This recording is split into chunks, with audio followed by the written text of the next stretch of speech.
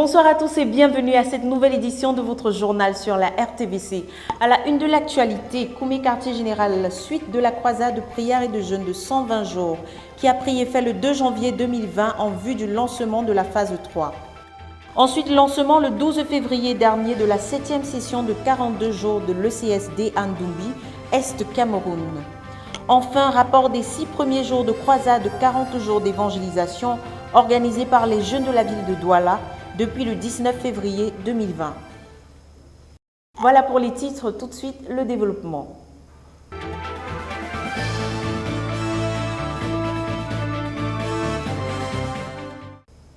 La croisade de prière et de jeûne de 120 jours suit son cours à Koumé, quartier général de la CMCI. Dan Josué Mouloula fait un focus sur les enseignements du pasteur Théodore Andossé, le leader, relatif à l'importance des actions de grâce rendues au Seigneur. Suivons plutôt. Koumé quartier général, la croisade de prière de 120 jours se poursuit à la base. Le ministère de la parole et la connaissance de Dieu, de la vision et de notre ministère continuent à être distillés jour après jour par le pasteur Théodore Andossé, à la fois dans sa tranche de la croisade, mais aussi lors de ses interventions, corrections et directives au cours des autres tranches de prière. Voulant cristalliser les saints dans la bonne habitude de prêter attention aux interventions de Dieu dans leur vie, le frère Théodore a conduit les saints dans la sainte routine des actions de grâce pour la phase 2 et pour la main de Dieu dans les vies des individus. Toujours sur la question des actions de grâce, c'est poussé par l'esprit que durant la nuit du dimanche 23 février, le frère Théodore, posant la question de savoir qui sait exactement combien d'argent Dieu lui a donné en 2019, a relevé le fait que ne pas enregistrer ce que Dieu donne pour lui rendre grâce, c'est refuser de donner à Dieu l'opportunité de se manifester à nous. Ainsi, plusieurs opèrent sous le joug de l'esprit du mécontentement parce qu'ils n'ont pas enregistré ce que Dieu leur a donné et par là, ne réalisent pas que Dieu pourrait les avoir bénis plus que les personnes auxquelles elles se comparent.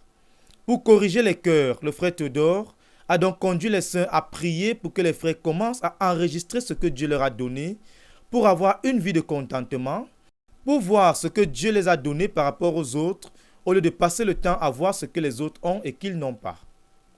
Pour la suite de la croisade, le leader a communiqué l'un de ses fardeaux, savoir que nous revenions aux actions de grâce massives pour la phase 2 pour un certain nombre de raisons qu'il a illustrées à partir du passage de 1 Thessaloniciens chapitre 4.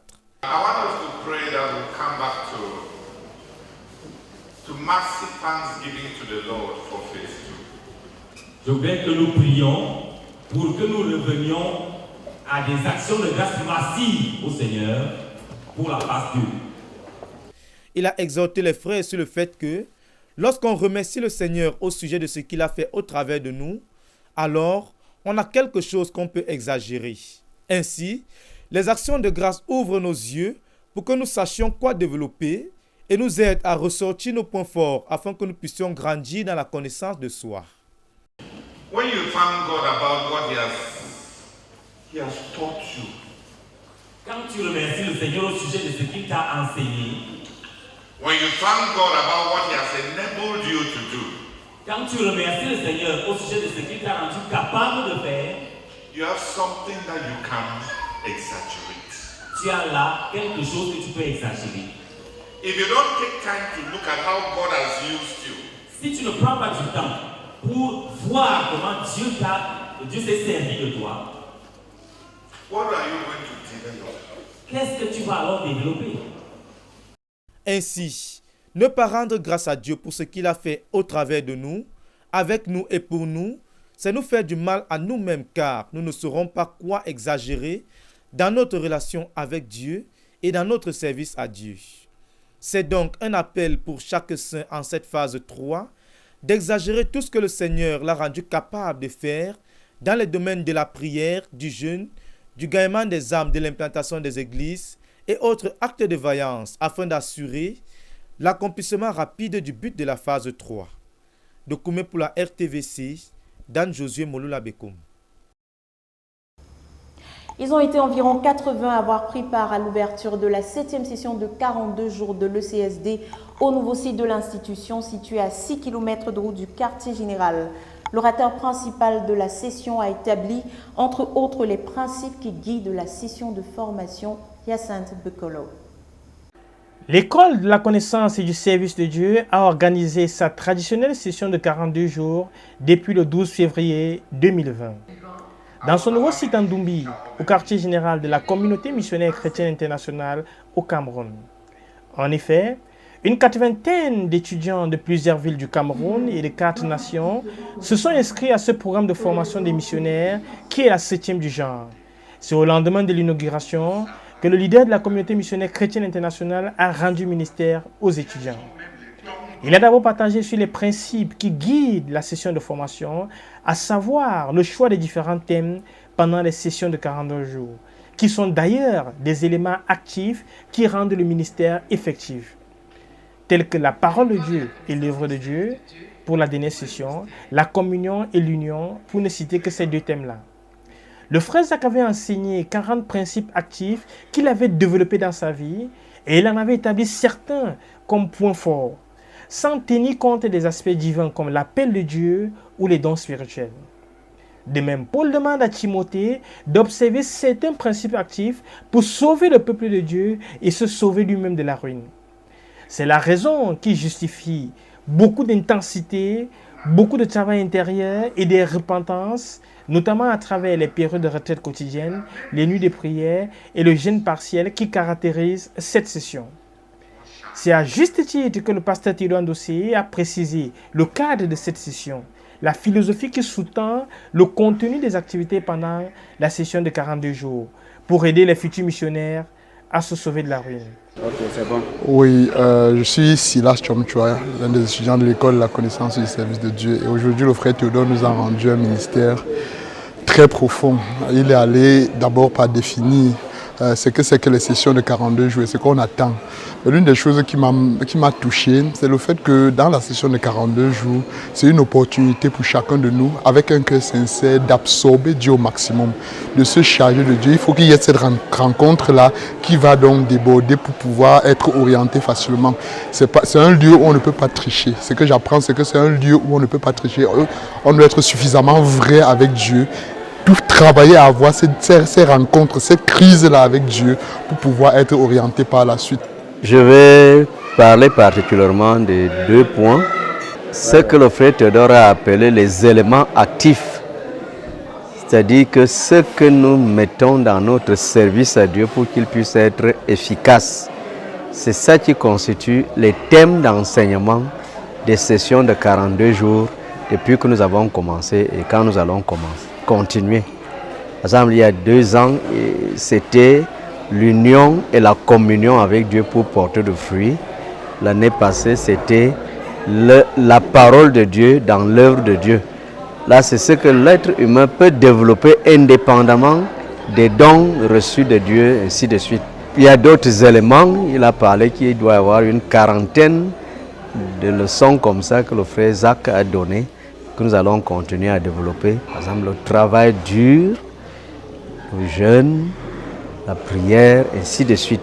Ce que l'homme met pour pouvoir rendre son service à Dieu efficace, ainsi de suite. Pour la RTVC, je suis Hyacinthe Bekolo. La main du Seigneur reste tendue sur notre quartier général pour assurer des provisions en tout genre. La dernière en date a été un conteneur plein d'équipements et de machines de pointe venues d'Italie pour notre menuiserie. Ceci constitue bien sûr une bénédiction énorme quand on écoute la confidence de Gimdo Guilin au micro de Danjouzi Mouloula. La journée du mardi 25 février 2020 a été marquée par l'ouverture et le dépouillement du contenu de l'un des conteneurs que l'on a vu entrer au quartier général en fin d'année dernière. En effet, il s'agit d'un important stock de machines modernes de menuiserie en provenance de l'Italie. Cet important matériel de grand coût est un don des frères de l'Italie qui vient à point nommé pour pallier aux grands besoins et aider à rattraper les retards déjà enregistrés dans les travaux de menuiserie et ainsi favoriser les avancées majeures dans le développement du quartier général. Gloire à Dieu. Je suis Gimdo Lekeka Guilin. Je suis le responsable de notre département de menuiserie au quartier général. Je voudrais tout d'abord bénir le Seigneur pour nos frères d'Italie qui ont payé le prix sacrificiel qui ont payé le prix certainement dans la prière, le jeûne, pour pouvoir envoyer ces matériels de menuiserie ici au quartier général. Chers frères, nous vous sommes infiniment reconnaissants. Nous bénissons l'Éternel pour tous vos efforts et pour tous vos sacrifices. En fait, c'est un sentiment de joie, c'est un sentiment de gaieté. Aujourd'hui, je suis très réjoui de voir tout ce matériel de menuiserie. Nous avions ici des matériels de pointe, tels que une scie combinée à une toupie, des matériels de pointe tels qu'une grande ponceuse à bande, des matériels de pointe tels qu'une grande scie à ruban. À travers tous ces matériaux et bien d'autres accessoires, à travers tous ceci, nous vous rassurons par la grâce de Dieu que nous allons vous produire des meubles de qualité dans notre quartier général. Et à travers cela, nous avons encore des grandes perspectives pour notre département de menuiserie. Je vous laisse le temps de découvrir les merveilles de Dieu à travers notre expertise. Je voudrais également bénir le Seigneur pour un homme, le frère Théodore Andossé. Tout ceci est l'initiative de sa personne. Tout ceci est le fruit de sa foi. Je voudrais vous confesser que c'est en m'accrochant à sa foi, c'est en nous accrochant à sa foi que nous avons le résultat de tout ceci. Donc nous voulons bénir le Seigneur pour un tel homme. Amen. Il est à noter que cet important don vient se joindre aux nombreux dons et richesses que le Seigneur nous a déjà envoyés à la base, quand on se souvient, des conteneurs d'équipements médicaux de pointe, des conteneurs d'instruments de musique, des conteneurs de livres, les équipements coûteux d'électricité, les équipements de restauration, pour ne citer que cela. Il est donc question de s'arrêter un instant pour connaître le Dieu de qui nous viennent toutes ces choses, afin que la crainte de Dieu et l'amour pour Dieu nous poussent à traiter chaque don de Dieu avec crainte et tremblement. C'est visiblement ce fardeau qui a conduit le leader à exhorter les saints à être de bons intendants des choses de Dieu. J'ai partagé avec la commission d'organisation du quartier général qu'il y avait 2 miracles quand le Seigneur a nourri les 5000 hommes. Le premier miracle, c'est quand il a multiplié. Le deuxième miracle, c'est quand il les a dit de ramasser les pièces, les morceaux. Il les a dit de ramasser les morceaux. Et dans le ramassage des morceaux, il y a eu un deuxième miracle, n'est-ce pas? Parce qu'il y a eu 12 paniers.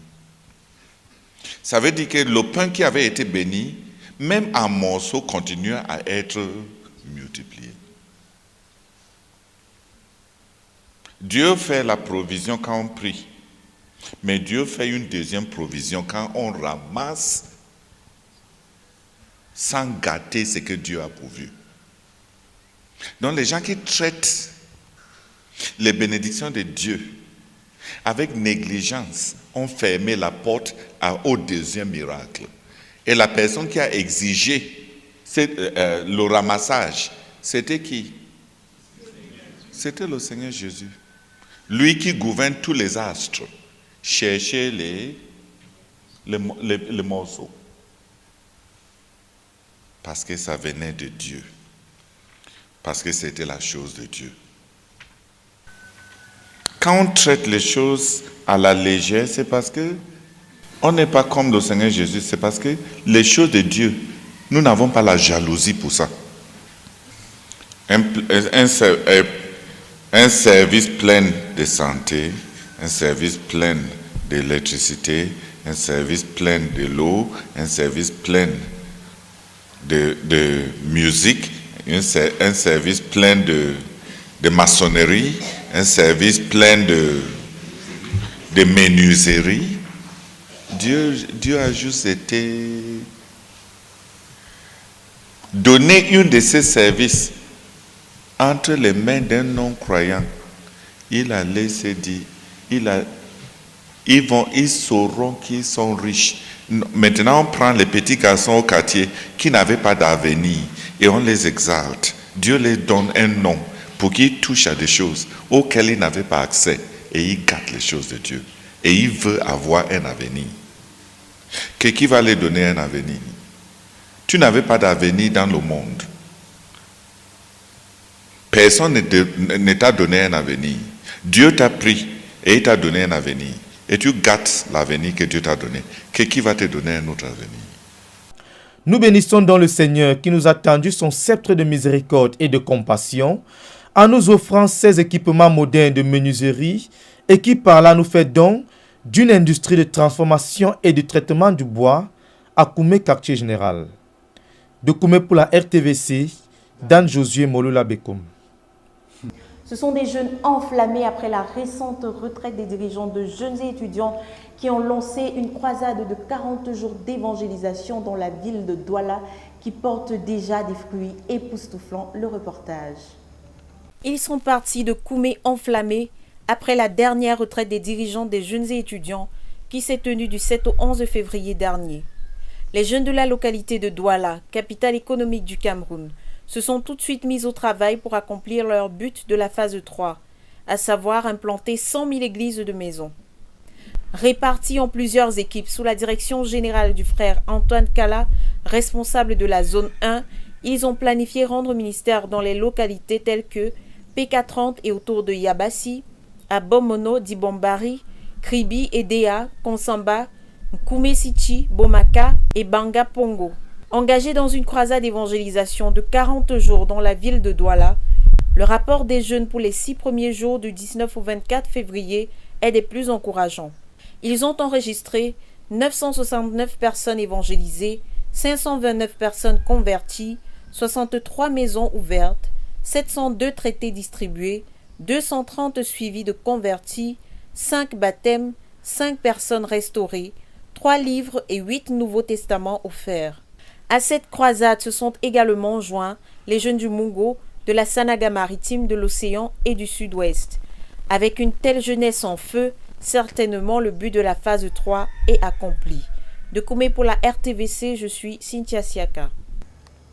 Réunion du comité de construction ce samedi 22 février 2020 à Koumé, quartier général, sous la supervision du directeur du quartier général, le pasteur Nicolas Akoa. L'objectif, mettre sur pied un organisme de fonctionnement qui définit la contribution de chacun dans le développement de la base. Jacques Wettier était là. Le comité de construction du quartier général a eu une rencontre ce samedi 22 février 2020 à Koumé sous la supervision du pasteur Nicolas Akoa et du missionnaire Achille Kandem, respectivement directeur du quartier général et architecte. Le but a été de reconsidérer les paroles prophétiques du Seigneur au sujet du quartier général et revoir la part qui incombe à ce comité. 26 personnes ont été présentes à cette rencontre. Ils ont fait un parcours des différentes paroles prophétiques du Seigneur au travers du frère Zach sur le quartier général et des directives du frère Théodore au sujet du quartier général. Dieu a révélé la valeur de Koumé aux yeux des responsables de construction réunis et ils se sont engagés à être des agents dans l'accomplissement des desseins de Dieu. Ceci à travers des prières de consécration.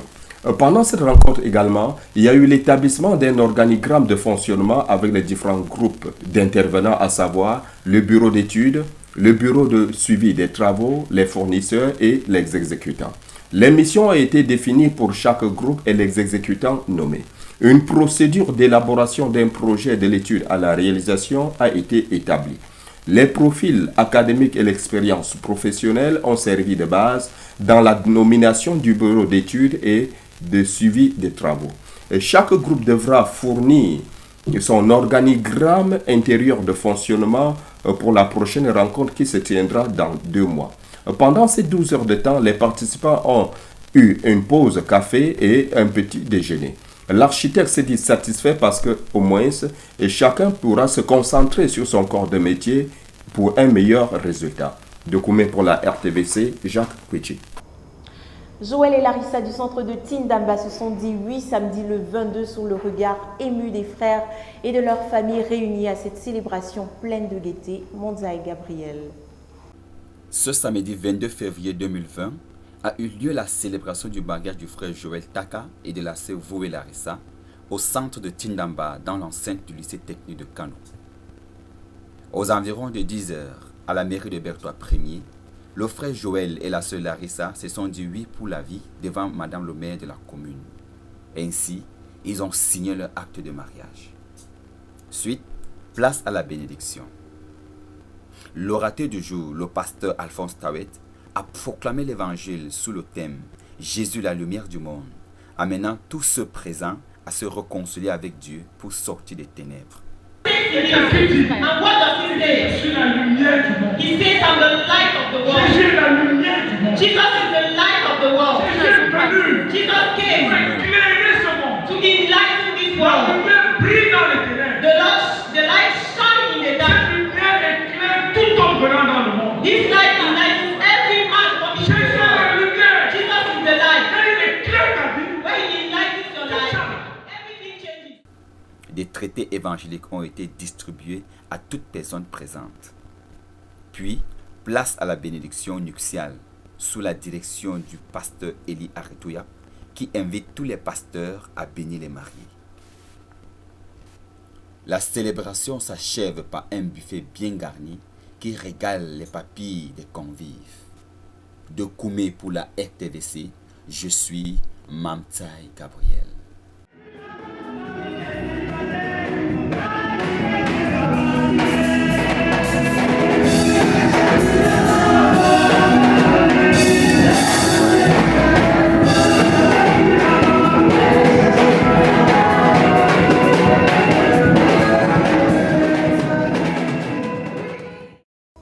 Voilà, c'est la fin de ce journal. Merci de nous avoir suivis. Restez connectés sur la chaîne de la Bible. Que Dieu vous bénisse.